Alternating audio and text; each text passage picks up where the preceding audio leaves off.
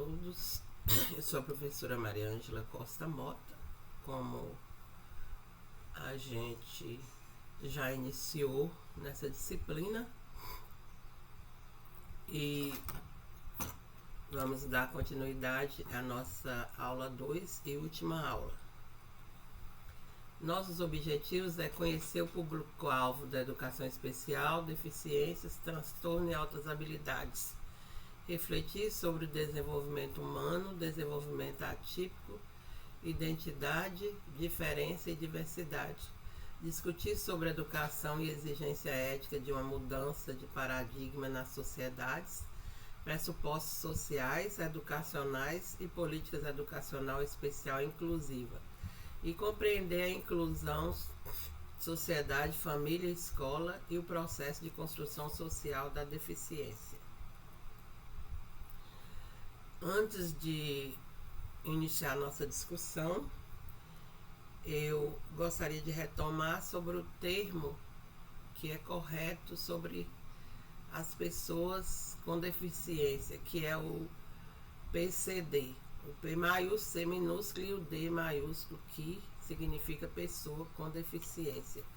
O que a gente já vem reportando na aula anterior para esclarecer sobre a forma equivocada que as pessoas dirigem a pessoa com deficiência. Desde a pré-história até hoje, as pessoas sempre tiveram que decidir qual atitude adotar em relação aos membros mais vulneráveis da comunidade, que precisavam de ajuda para obter alimento, abrigo e segurança, como crianças, os velhos e as pessoas com deficiência. Então é uma dificuldade recorrente até os dias de hoje e que a gente percebe que muitas pessoas ainda não têm essa prerrogativa, tem muita dificuldade de lidar com essas pessoas na questão de ajuda e manter a segurança. Sobre os grupos de educando com necessidades educacionais especiais, que na escola se diz necessidades educacionais especiais. As políticas brasileiras, embasadas no aporte dos documentos legais, direcionam os serviços de educação especial, mesmo com concepção inclusiva, a categorizar as necessidades educacionais especiais, que se diz NE, em grupos quais sejam deficiências, transtorno global do desenvolvimento e altas habilidades, que é a mesma coisa de superdotação. O censo escolar apresenta as matrículas desses educandos divididas em categorias, demarcadas conforme ditames legais, e esse trabalho tem como objetivo expor a possibilidade desses educandos possuírem dupla necessidade educacional especial, no caso em questão altas habilidades e transtornos globais de desenvolvimento. Sobre a concepção dos educandos com deficiência, existem alguns conceitos que são postos e que vamos falar agora. Por exemplo, o Decreto 5.296, no Documento de Brasil 2004, no capítulo 2, parágrafo 1º, considera a pessoa com deficiência aquela que possui limitação ou incapacidade para o desempenho de atividade. A ONU, levando em conta a Convenção sobre os Direitos das Pessoas com Deficiência, no artigo 1º, aponta que pessoas com deficiência são aquelas que têm impedimentos de longo prazo de natureza física, mental, saúde mental e intelectual, a antiga deficiência mental ou sensorial, que é a visual ou auditiva. E nós vamos falar sobre a estrutura da deficiência, que é o processo de impedimento, deficiência a partir das causas geradas pelo ambiente até as incapacidades impostas pelas barreiras ambientais sobre a pessoa com deficiência. Então é notório e passível de se dizer que a pessoa com deficiência ela sofre, além do preconceito que a gente sabe que existe alguns impedimentos que são gerados de acordo com o ambiente na qual ela está inserida. A gente percebe que existe alguns locais que ainda não se tem o acesso necessário a essas pessoas. No caso de, vamos supor, elevadores nos ônibus, aquele tapete sensorial. Assim, estou citando uns que são, pode-se dizer que resolveria muitas questões e que a gente não observa muito no dia a dia. E dentre outros, né? Aí se aponta o seguinte: se uma pessoa teve impedimento e ela é uma pessoa como eu já falei anteriormente, a pessoa ela não porta, ela tem a deficiência. Então, no físico, ele é um deficiente físico, né? Deficiência física. Na saúde mental, deficiência psicossocial. No intelecto, é um deficiente intelectual. Na audição, deficiência auditiva. Na visão, deficiência visual.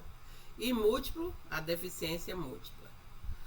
Aqui nós vamos apresentar os tipos de deficiência, né? Que é a deficiência física, vem aí, apresenta-se em primeiro lugar, que é a alteração completa ou parcial de um ou mais segmentos do corpo humano, acarretando o comprometimento da função física. Então, é a pessoa que tem alguma dificuldade física e que vai comprometer o seu acesso em alguns ambientes ou atividades. Existem os tipos de deficiência física que são lesão cerebral, que é a paralisia cerebral, hemiplegias, lesão medular, tetraplegias, paraplegias, miopatias, distrofias musculares. Patologias degenerativas, que é do sistema nervoso central, esclerose múltipla, esclerose lateral amiotrófica, lesões nervosas periféricas. Temos aí as amputações, né, que pode ocorrer por vários aspectos, inclusive por acidente ou por alguma doença que tem necessidade de amputar. Sequelas de politraumatismos, malformação congênitas, distúrbios posturais da coluna, sequelas de patologias da coluna, distúrbios dolorosos da coluna vertebral e das articulações dos membros, artropatias, reumatismos inflamatórios da coluna e das articulações, lesões por esforços repetitivos, que é a LER, a gente fala que é a LER, né, LER, que é muito comum em nós professores, pelos movimentos repetitivos, de escrever no quadro. Aí você sente esse tipo de lesão, principalmente no membro superior direito, né? Que é mais as pessoas que usam o braço direito. Sequelas de queimadura, é comum observar pessoas que teve muitas partes do corpo queimadas, apresentar sequelas e se tornar um deficiente. Aí nós temos as causas: a paralisia cerebral, né, por prematuridade, anoxia, perinatal, desnutrição materna, rubéola, tosmosplasmose, trauma do parto, subnutrição, outras. Hemiplegias por acidente vascular cerebral, aneurisma cerebral, tumor cerebral e outras. Nós temos também a lesão muscular, que é por ferimento por arma de fogo, ferimento por arma branca, acidente de trânsito, mergulho em águas rasas, traumatismos diretos, quedas, processos infecciosos, processo degenerativo e outros. E as amputações, que foi dito anteriormente, causas vasculares, trauma, malformação congênitas, causas metabólicas e outras. Então, tudo isso aí podemos avaliar que esse processo todo ele pode ocorrer a qualquer momento da nossa vida, né? Então é interessante que as pessoas tenham consciência que a deficiência ela pode estar, né, a qualquer momento, não só quem nasce com ela, né? As causas estão aí e a gente pode avaliar sobre isso. Malformações congênitas por exposição à radiação, uso de drogas, causas desconhecidas. Artropatias por processos inflamatórios, processos degenerativos, alterações biomecânicas, hemofilia, distúrbios metabólicos e outros. Temos também a deficiência psicossocial, que também chamada deficiência psiquiátrica ou deficiência por saúde mental. Foi incluída no rol das deficiências pela Convenção sobre os Direitos das Pessoas com Deficiência, CDPD, adotada na Assembleia Geral da Organização das Nações Unidas, ONU, em 2016. Até então não fazia parte das deficiências. E a pessoa com a deficiência psicossocial não é o mesmo que pessoa com transtorno mental. Trata-se, sim, de pessoa com sequela de transtorno mental. Uma pessoa cujo quadro psiquiátrico já se estabilizou. O termo pessoa com deficiência psicossocial, PCDP, é relativamente novo, quase contemporâneo do nome anterior, pessoa com deficiência psiquiátrica. Mas essas pessoas já se organizavam em grupos de autoajuda na década de 50, quando eram chamadas ex-pacientes psiquiátricos. Então, são pessoas que, após um tratamento intensivo, ela pode se organizar e precisa também de uma assistência, né, de um acompanhamento na sua área de dificuldade. A deficiência intelectual, que as pessoas com deficiência intelectual ou cognitiva costumam apresentar dificuldades para resolver problemas, compreender ideias abstratas, como as metáforas, a noção de tempo e os valores monetários, estabelecer relações sociais, compreender e obedecer às regras e realizar atividades cotidianas, como, por exemplo, as ações, né, de autocuidado. É interessante observarmos, né, que todas as deficiências elas necessitam de cuidado, requer uma atenção especial e um grupo de ajuda, que pode ser a família ou alguém de fora, né, para poder organizar com essas pessoas. As causas são variadas e complexas, por exemplo, a genética, complicações perinatais, malformação fetal, problemas durante a gravidez, desnutrição severa, envenenamento por metais pesados durante a infância. Aí nós vamos para a deficiência auditiva, que a deficiência auditiva, trivialmente conhecida como surdez, ela consiste na perda parcial ou total da capacidade de ouvir, né? Na verdade, é uma pessoa que apresenta um problema auditivo. Ele pode ser completamente surdo ou ter apenas uma perca parcial. E nessa perca aí a gente vai falar o seguinte, que a pessoa, o indivíduo que é totalmente surdo, ele vai depender de um professor de apoio para trabalhar com ele a língua de sinais. E o indivíduo parcialmente surdo é aquele que ouve um pouco e pode ser que tenha um tratamento, que use um aparelho auditivo. Não é a mesma coisa, né? Então existe uma diferença entre surdez e deficiência auditiva. É perceptível. E tem aqui os tipos de deficiência auditiva: deficiência auditiva condutiva, deficiência auditiva sensório-neural, deficiência auditiva mista, deficiência auditiva central, disfunção auditiva central, surdez central. Aí vocês podem fazer uma pesquisa a posteriori, porque nós não temos muito tempo para falar assim sobre cada uma delas. E vamos para a deficiência visual, que é o comprometimento parcial de 40% a 60%, ou total da visão.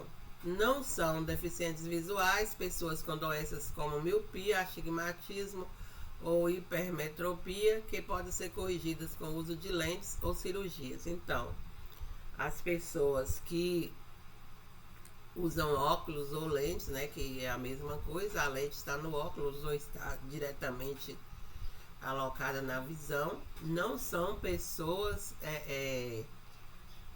completamente cegas, né? Não são consideradas deficientes visuais. Então, deficientes visuais é de 40% a 60% da perca da visão.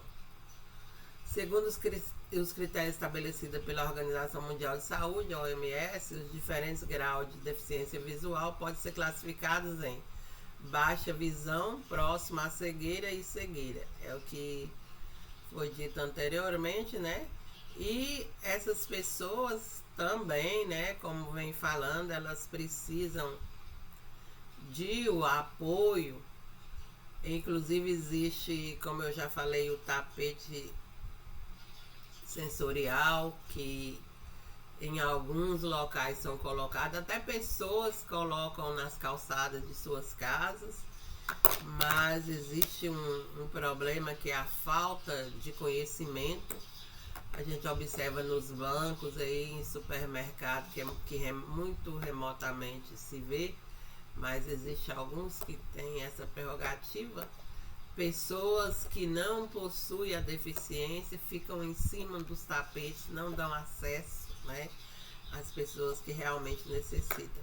E as pessoas com a deficiência visual, elas precisam do braille, né, para poder trabalhar e aí elas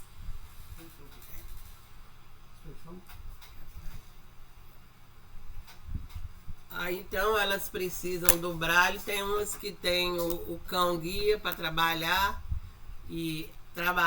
andar nas ruas, né? E a gente precisa dar apoio a essas pessoas e ter a rede de apoio, né? Como foi dito, porque a deficiência ela pode ocorrer, inclusive a perca da visão pode ocorrer por um acidente, né? Um acidente de armas, um acidente, qualquer tipo de acidente que venha a ocasionar a perda da visão da pessoa.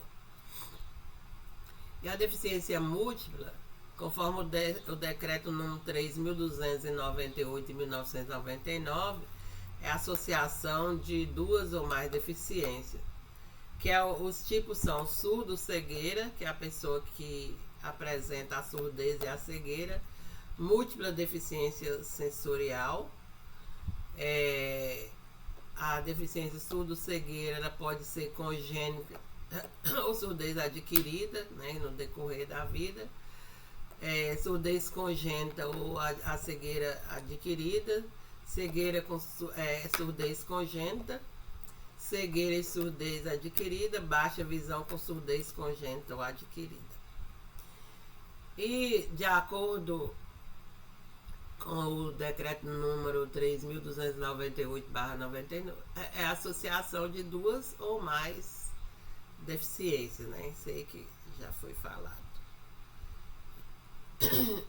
Aí nós temos aqui a deficiência múltipla, deficiência sensorial, que é a surdez com deficiência mental leve ou severa, surdez com distúrbios neurológicos de conduta emocionais, surdez com deficiência física leve ou severa.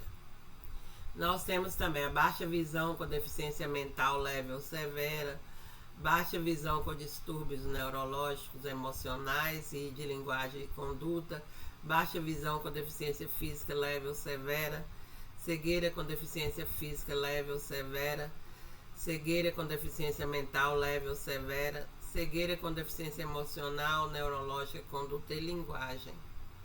E a deficiência intelectual, que de acordo com o decreto 5.296, no documento de 2004, a deficiência mental atualmente denominada deficiência intelectual, que se refere ao funcionamento intelectual significativamente inferior à média, com manifestação antes dos 18 anos e limitações associadas às 2 ou mais áreas de habilidades adaptativas.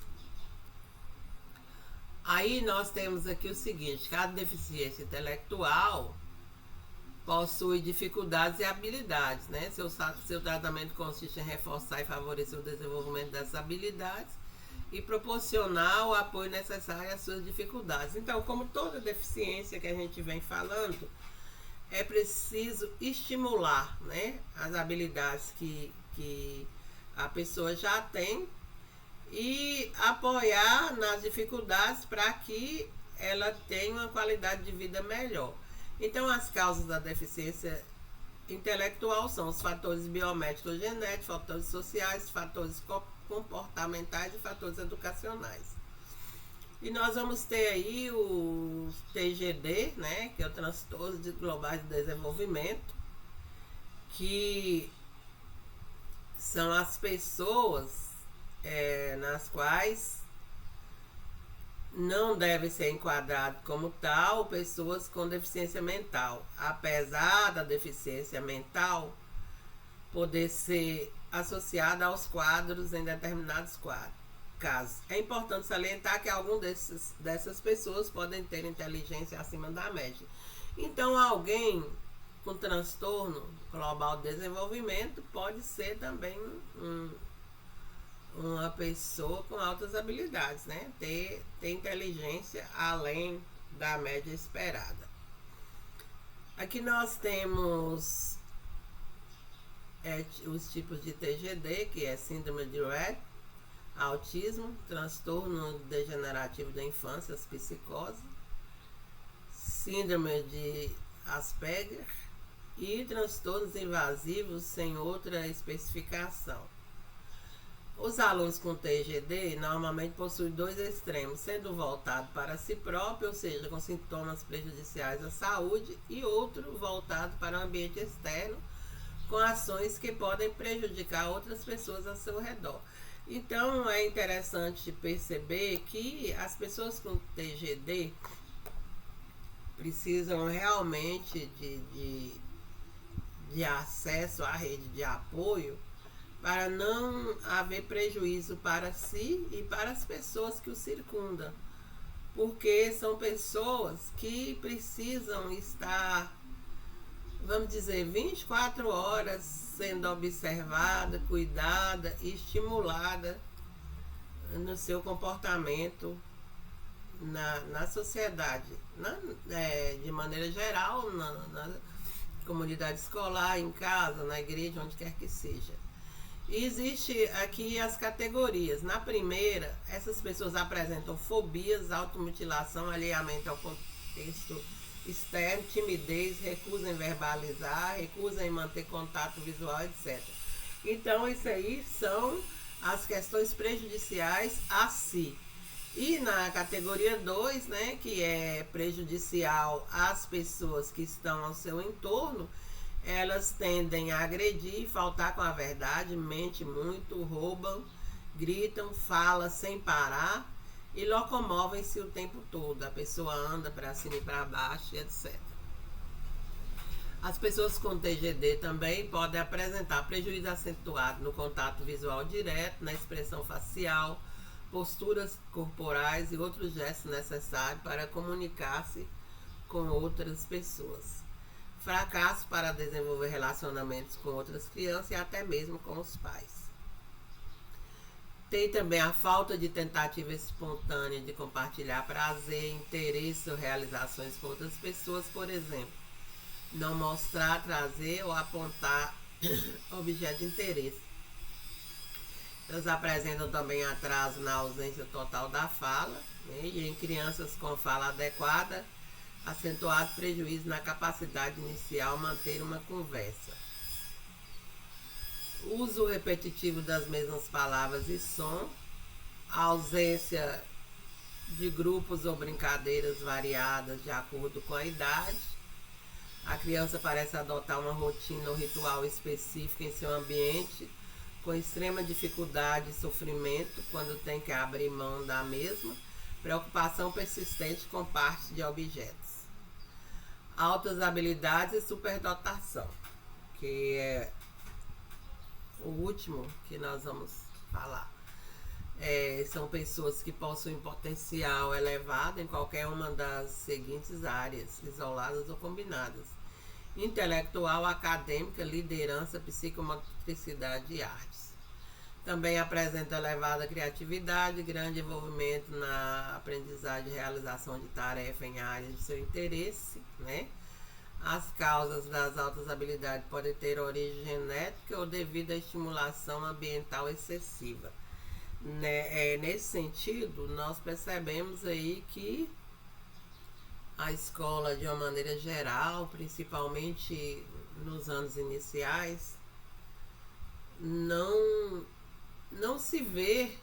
Eu falo por ter trabalhado mais de 30 anos na educação básica, nos anos iniciais, essa prerrogativa com as crianças com altas habilidades, porque infelizmente não é muito perceptível, não tem essas crianças, elas não são diagnosticadas, digamos assim, seria um diagnóstico, porque as deficiências, no caso, precisa de diagnóstico, precisa de CID para poder ter acompanhamento, e elas são meio que deixadas de lado, né? Eu falo por estar na educação e perceber isso. São classificados em 6 blocos, né? De acordo com as características e habilidades, que é capacidade intelectual geral, aptidão acadêmica específica, pensamento criativo, capacidade de liderança, talento especial para as artes, capacidade psicomotora. Então é importante ressaltar também que as pessoas com altas habilidades, elas podem sobressair em apenas algumas áreas do conhecimento. Não se pode cobrar que ela tenha habilidades em todas as áreas, né? Elas podem possuir facilidade em cálculos e operações matemáticas, e outros pode perceber em artes, ciência, dentre outros. Também é importante ressaltar que uma pessoa superdotada não apresenta todas as características relacionadas. Então, com certeza, as pessoas com altas habilidades, elas apresentam algumas das características, e não se pode cobrar que elas tenham todas as características, as 6 que são típicas de pessoas com altas habilidades, as 6 que são pesquisadas sobre esse quesito. Então, canalizar a atenção ou priorizar intervenções pedagógicas às suas dificuldades é negar o direito de terem suas potencialidades fora de suas limitações desenvolvidas. Então, eu não posso pegar uma criança com altas habilidades e tentar trabalhar somente a dificuldade dele. Eu tenho que estimulá-lo a desenvolver e bem as habilidades que ele já tem. E as que ele tem dificuldade, trabalhar, mas não de forma centralizada só nessas habilidades. E eu queria abrir um parênteses para falar assim, que quando a gente é professor, eu acredito que a maioria aqui está na ativa, se não como professor, como supervisor pedagógico, apoio pedagógico nas escolas, pode perceber que as altas habilidades, elas não são realmente expostas. Aí quando uma criança de 14 anos sobressai, fez um vestibular para medicina lá no Nordeste, ela precisou entrar na justiça. Quando uma criança Então, assim, são ações que precisam ser bem trabalhadas ainda no Brasil, nessa questão das políticas públicas de acesso a pessoas com altas habilidades, não só com as pessoas com deficiência, né? Deficiências aparentes. E nós vamos falar de identidade e diferença, né? Porque a diferença ela está contida na educação inclusiva. E identidade e diferença são temas que se encontram em voga. Tem o exemplo de identidade docente, identidade cultural, identidade negra, identidade do trabalhador, identidade sexual ou respeito às diferenças, valorização das diferenças, enfim, os conceitos de identidade e diferença apresentam diversas ramificações. E, de acordo com o dicionário, identidade é um conjunto de características próprias, caracteres próprios, exclusivos de uma pessoa, fazer de duas coisas ou mais uma só, apresenta igualdade, semelhança, autenticidade, conformidade, aderência, como palavras sinônimas de identidade, o que nos faz pensar que a identidade não comporta uma única significação e que se altera de acordo com o contexto histórico e cultural. Porque a identidade ela é própria do indivíduo, do ser humano, e a identidade o faz diferenciado. E a questão da identidade, ela não é estática, vai depender do contexto histórico e cultural no qual ela está inserido.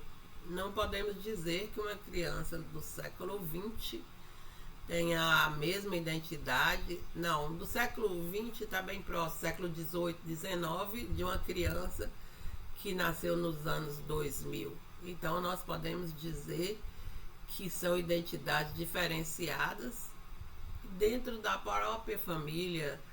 Essa questão de identidade, a gente observa o diferencial de cada um. Agora, esse dicionário também reporta a diferença, que é aquilo de distinguir uma coisa da outra, característica do que é diferente, desprovido de semelhança, que não possui nem demonstra igualdade, qualidade do que é diverso ou dispar, em que há diversidade e heterogeneidade. Então, a diferença é um quesito em que o ser humano ele é ímpar, ele não é. São quesitos que o individualiza dos demais. Ele é único, né?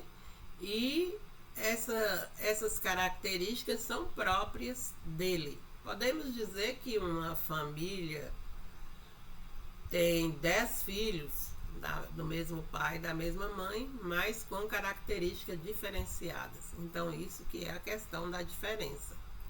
Silva sugere que a identidade não é uma essência, não é um dado ou um fato, seja de natureza, seja de cultura. A identidade não é fixa, ela é estável, coerente, não é unificada, permanente. Ela não é, aliás, estável, coerente, unificada, permanente. A identidade não é homogênea, definitiva, acabada, idêntica, transcendental. Podemos falar identidade como construção, como efeito, processo de produção, uma relação, um ato performativo, que a identidade é instável, contraditória, fragmentada, inconsistente, inacabada.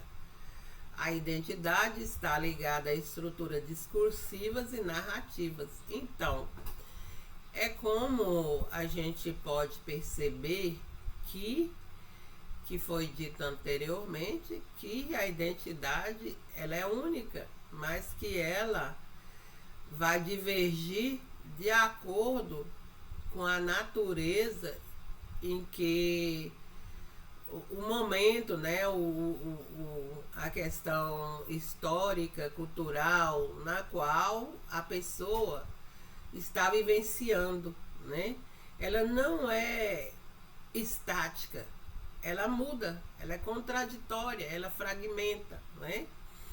Então nós temos essa questão, né, de verificar isso, São questões que relativas à identidade que são interessantes de estar refletindo sobre isso, fazer uma reflexão. Ainda sobre, voltando, né, a diversidade, nos primórdios da humanidade, a diversidade já estava posta, ela estava lá. Eu costumo utilizar um exemplo de um filme que todos já assistiram na graduação. Se chama Guerra do Fogo. Esse filme, ele reporta, se não me engano, 4 tribos de hominídeos, né? Homens antigos que fazem parte de um processo de adquirir e querer o fogo, né? Então essas 4, quero mostrar que a diversidade ela está posta nesses 4 grupos de seres humanos. Um grupo já detém a cultura do fogo, já produz o fogo. Um grupo está brigando pelo fogo, outro grupo está brigando com o que está brigando, e o outro grupo não tem nem noção do que seja o fogo, que quando conseguiu, teve um dos grupos que conseguiu o fogo, chegou atravessando o rio, apagou-se o fogo. Então, existe uma diversidade. Nesse simples exemplo, mostrar que o ser humano, essa diversidade já existe desde os primórdios e que ela está aí. E só a partir do século XX que a sociedade coloca para nós a questão da heterogeneidade dos seres humanos, né? Porque antigamente se concebia, pegava uma criança e era como se a criança fosse um adulto em miniatura. Ele está ali, aí mostra a homogeneidade pela seguinte forma. Aquela criança pequenininha ali, ela é vestida como adulta, ela é tida como adulta, ela quietinha no cantinho dela, não tem voz altiva, bem quietinha ali. E aí, quando passou essa fase toda, a gente percebe que a escola tem uma grande dificuldade de atender a diversidade, e ela atende. Porque além das pessoas com necessidades educacionais especiais, a gente tem grupos heterogêneos na escola. Nós temos o LGBTQIA+, que hoje é comum uma criança já se identificar como ter o corpo masculino, né, e se identificar como uma menina. Nós temos na escola os grupos de indígena, de pessoas do campo, né? Nós já temos lá, de acordo com o censo, as pessoas que têm parda, pretas. Então, são grupos de diversidade que a gente precisa atender na escola. Perduram ainda as percepções e práticas arraigadas das tendências de aprendizagem de homogeneizado. Por quê essa aprendizagem? Porque a escola ainda mostra uma carapuça. Assim, a escola é heterogênea, mas se você vê lá no fundo, ainda tem aqueles grupos de alunos que eles são agrupados, na verdade, por nível de aprendizagem. O que nós sabemos, nós que somos da área de pedagogia, sabemos que isso vai atrasar a aprendizagem. Então, a escola ainda tem isso. Está lá no PPP, está lá nos projetos, mas a gente percebe isso aí, a tendência, né?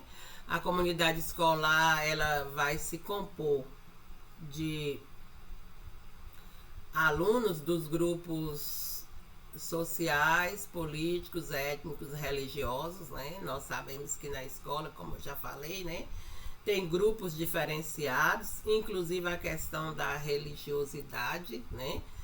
Que nós podemos perceber que existem grupos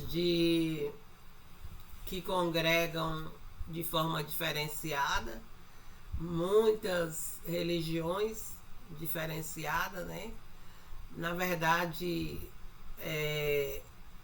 a gente tem que acolher as religiões e saber lidar com essa questão. Aí como que a escola vai promover a inclusão? Que na questão da educação contemporânea é se preocupar com os problemas da sociedade atual. Nós não vamos ficar pensando em antigamente, porque hoje nós temos problemas latentes na sociedade, né? São problemas que precisam ter atenção a eles, né? E a escola precisa se preocupar com esses problemas, abolir o ensino fragmentado e descontextualizado da realidade. Só colocar um exemplo aqui. A gente sabe que hoje em dia existem inúmeras configurações de famílias. É um problema, né? Porque essas configurações elas vão trazer um olhar diferenciado. Tem criança que vive com a avó, tem criança que vive com a mãe, o padrasto, a avó, tem criança que vive com 2 pais, com 2 mães, tem criança que é cuidado e criado por irmãos mais velhos, tem criança que tem pai preso, que tem mãe presa, que tem avó presa. Então são configurações diferenciadas e que são problemas da sociedade atual. Por que problema? Porque ainda está em vias de aceitação e desenvolvimento daquela sociedade antigona, arraigada, né? E essa questão de abolir o ensino fragmentado, né? E descontextualizado da realidade, como eu disse anteriormente aí, a realidade tem que ser posta, trabalhada, entendida e discutida com seus pares, né? Sobre a escola atual, né? Que ela deve dar oportunidade para todos os alunos de acesso permanente em condições iguais e respeita essa especificidade de cada um. Respeitar cada um, independente da cor, né? Da religião, de qualquer questões que o difere dos demais, da questão de necessidades educacionais especiais, vamos respeitar as especificidades de cada um. E de acordo com a LDB 9394/95 de 1996, a escola deve valorizar os fenômenos religiosos, como foi dito, patrimônio cultural e histórico, porque a matrícula do ensino religioso é facultativa de acordo com a lei e assegura o direito da diversidade cultural e religiosa no Brasil. Aí a gente vai colocar aqui a questão da escola para todos, né? Que é desviar a atenção da problemática individual para o conjunto de recursos que poderão ou deverão estar à disposição de qualquer criança ou jovem que tenha qualquer altura do seu percurso escolar necessidades educativas. Não só nas necessidades educativas especiais, né? Às vezes você pega uma outra pessoa que não é só a pessoa que tenha dificuldade educativa especial, mas que precisa de uma rede de apoio, então essa rede de apoio ela tem que ser dada, né? Desviar essa questão do individualismo. Como a escola deve agir? Mobilizar e interagir com recursos disponíveis e a disponibilizar, exigindo uma dinâmica em que todos os professores técnicos da comunidade escolar local e pais se envolvam, mobilizados e responsabilizados. Trazer o pai para dentro da escola, trazer as pessoas que estão na comunidade e discutir sobre os problemas da escola e trabalhar isso dentro da escola. Aqui tem algumas sugestões de atendimento à diversidade, que é construir propostas pedagógicas baseadas na interação com os alunos, né? Não só construir, fazer valer, né? Não só a construção. tem que trabalhar com essa proposta, é conhecer os tipos de capacidades presentes na escola, trazer essas capacidades e desenvolver ao longo do processo de construção do conhecimento. Aí nós vamos trazer aqui um pouquinho sobre a inclusão, sociedade, família e o processo de construção social da deficiência. Percebe-se que a escola regular é o melhor lugar para os alunos com necessidades educacionais especiais. É o caminho correto, né? E dentro das escolas inclusivas, nesse documento aí, Brasil, as crianças com necessidades educacionais devem receber qualquer apoio extra para que possam precisar, para que eles asseguram a educação efetiva e de qualidade, com certeza. E aí nós vamos ver que tem alguns suportes que são essenciais. Suporte emocional, que é necessário, suporte social e instrução, cooperação e organização da sala de aula, muito interessante, porque não adianta aquela aula que não atende a essas pessoas. Inclusão e suporte social às famílias, estresse familiar e a escola escolher uma escola para todos e para cada um. Então esses suportes são interessantes e precisam ser construídos no decorrer do acesso e da permanência da criança, jovem ou adulto na escola, né? Porque hoje nós temos aí a EJA, né? Que é a educação de jovens e adultos, que também é uma forma de inclusão, porque a EJA é aquele acesso da pessoa que não teve condições de estar na escola na idade adequada, né? Por exemplo, na educação infantil, no tempo adequado, nos anos iniciais, no fundamental, no médio, né? E até no ensino superior. Então, a educação de jovens e adultos é também uma forma de inclusão. E aí nós vamos reportar um pouquinho a formação de professores para professores que atuam na educação especial em nosso país, né? Que são sérios desafios decorrentes, tanto do contexto problemático das reformas propostas para a formação de professores em geral, quanto da própria história dessa área específica. Porque nós vamos ver mais adiante um número muito grande de pessoas com necessidades educacionais especiais e a oferta geralmente não comporta, né, não consegue atender a demanda, que é muito grande.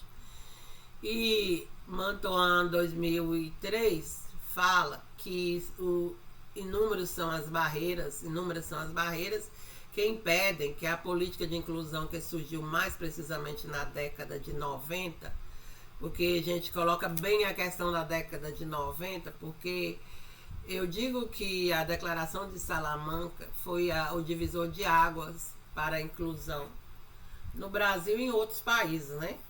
E essa década de 90 no Brasil, que se torne uma realidade na prática cotidiana de nossas escolas. Historicamente, o processo de educação inclusiva vem sendo gradativamente implantado nas escolas de ensino regular. No entanto, para que esse processo possa ser efetivado, um dos elementos centrais a ser estudado é a formação de professores para a educação especial. Então, por que estudado? Porque, como eu já falei, a demanda é muito grande e não temos, né, essa questão de professor suficiente para esse atendimento. Sobre as políticas de formação desses professores, existe aí, né, a Declaração de Salamanca, que eu já havia falado, linha de ação sobre necessidades educativas especiais. Aí no Brasil, a Lei de Diretrizes e Bases, a LDB 9394/96, no capítulo 5, artigo 59, a Resolução 2 de 2001, que institui as diretrizes curriculares para a educação especial na educação básica.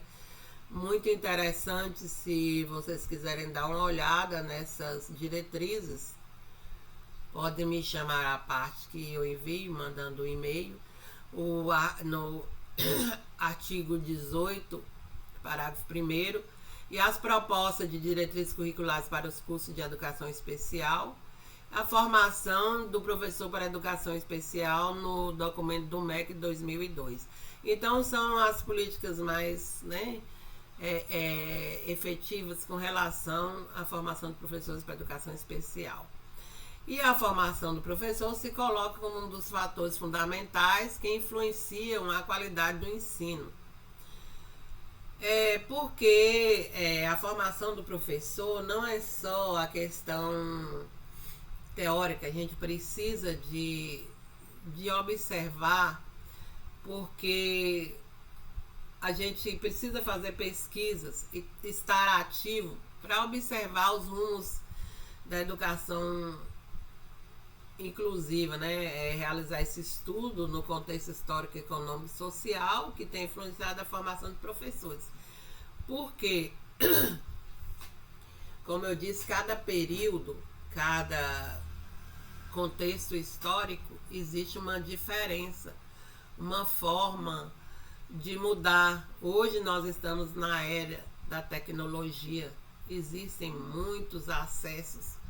Então, é necessário que se faça um estudo sobre isso. Oliveira 2008 reporta que deve ser de qualidade a formação do professor e focalizar aspectos como o que é aprendizagem e desenvolvimento, o que é ensinar, qual o papel da escola, além das questões específicas das necessidades educativas especiais e o seu atendimento. Nesse sentido, deve ser voltada para a reflexão sobre as concepções que reverenciam as práticas pedagógicas. Então, tudo que a gente vai falando e colocando esbarra na prática pedagógica, porque a prática do professor é de fundamental importância nesses quesitos. O professor precisa estar atento à sua prática pedagógica para que satisfaça o momento, satisfaça o contexto social e os seus alunos em primeira mão. Aí, no caso, pensar numa política de formação de professores para educação especial, que se efetive na prática, torna-se cada vez mais preocupante, considerando que o Brasil tem 18,6 milhões de pessoas com deficiência e a tendência, né, é aumentar, considerando a população com idade igual ou superior a 2 anos, segundo estimativas feitas pelo Instituto Brasileiro de Geografia e Estatística, que é o IBGE, com base na Pesquisa Nacional de Amostra de Domicílios Contínua, né, que foi feita em 2002, são 18,6 milhões de pessoas com deficiência.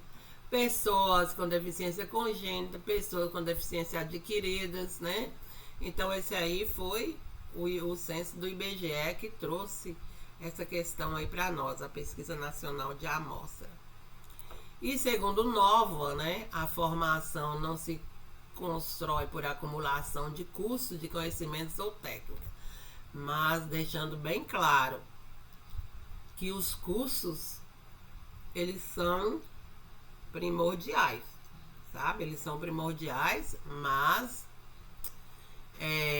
ele aí vem falando que através de um trabalho de reflexividade, né, um trabalho reflexivo, crítica sobre as práticas de reconstrução permanente de uma identidade pessoal. Aí vem a questão da identidade, né? O professor, ele tem que ser um professor, como diz Sean, um professor reflexivo. O professor que tem uma prática reflexiva, porque se ele não reflete as suas ações, as suas aulas não vão prestar. Vamos falar isso, né? Não vão prestar as suas aulas. Então, ele precisa do curso, ele precisa da questão de ter o acesso. Até para ter o acesso, ele precisa ser diplomado. Ele precisa ter a formação continuada, mas ele precisa ser um professor reflexivo. Por isso é tão importante investir a pessoa e dar o estatuto ao saber da experiência, prática de formação que tomem como referência dimensões coletivas, contribui para a emancipação profissional e para a consolidação de uma profissão que é autônoma na produção de seus saberes e de seus valores, né? Muitos estão aí falando da reflexão do professor, e na educação especial muito mais, porque nós vamos lidar com pessoas diferentes. Se o mundo fosse todo igualzinho, não teria graça nenhuma, nós não estaríamos construindo conhecimento, não é isso? E para atuar na educação especial, o professor deve ter como base a sua formação inicial e continuada, conhecimentos gerais para o exercício da docência e o conhecimento específico da área. O professor, para dar aula numa sala normal, comum ou no AEE, eu li a respeito que ele tendo na sua grade a disciplina Educação Fundamentos, ele pode, mas ele precisa também investir na questão das pós-graduação nesses cursos, porque ele precisa, inclusive, se for trabalhar com um aluno surdo, ele vai precisar da Libras. Se ele for trabalhar com um aluno que tem cegueira, ele vai precisar do Braille. Então, são questões que a gente coloca aqui para que vocês reflitam sobre isso. Inclusive, aqui em Januário está tendo um curso, vai começar um curso gratuito de Libras essa semana, para iniciante, para pessoas que já têm acesso. Quem for daqui pode fazer. Daí nós vamos para o Fórum 2, né, que a gente vai refletir, né, que construir uma educação de qualidade para todos é tarefa que passa por todos os níveis de ensino e implica um papel decisivo por parte da educação especial. Da mesma forma, promover o desenvolvimento humano no mundo globalizado, esperando a desigualdade e a exclusão, é tarefa que atravessa as fronteiras de todos os países e demanda uma ação efetiva de cooperação. Então, vocês vão escolher dentre os transtornos, vão escolher um desses aqui e vão pesquisar dentro do caderno, né? Esses aí estão na unidade 2, falando sobre as deficiências, e podem procurar outras fontes e discutir com seus pares. Também, se quiser escolher as altas habilidades, né? Superdotação pode, a síndrome de Rett, o autismo, transtorno degenerativo da infância, as psicoses, síndrome de Asperger, e os transtornos invasivos sem outra especificação. É isso aí. Agora, eu vou propor aqui uma atividade colaborativa diferente. Eu não sei se vai dar tempo, vou conversar com as tutoras, né, no grupo, que eu dividi em trios, né, cada necessidade educativa. Do trio primeiro até o 7º irá desenvolver observações em espaços educacionais, e o 8º e o 9º irão elaborar uma entrevista com um professor que atua na educação especial inclusiva. Pode ser um professor de apoio ou um professor de AEE, né, da sala de atendimento especializado. E apresentar esse condensado para a turma, depois postar uma cópia em forma de resumo. Vocês vão fazer do resultado. Por exemplo, você fez a pesquisa, a observação, você faz em forma de resumo e pode fazer um resumo sobre o que você pesquisou. E se for o grupo 8 ou 9 que tiver lá com o professor, que vai fazer, eu deixei lá deixei um modelo. Aí vocês podem mudar. O professor fazer uma entrevista sobre a educação inclusiva, né? Sobre o trabalho dele. Vocês vão também elaborar um resumo para apresentar e depois postar. E aqui eu coloquei as referências do caderno, né? E até a próxima disciplina, que eu espero estar com vocês aí na próxima disciplina.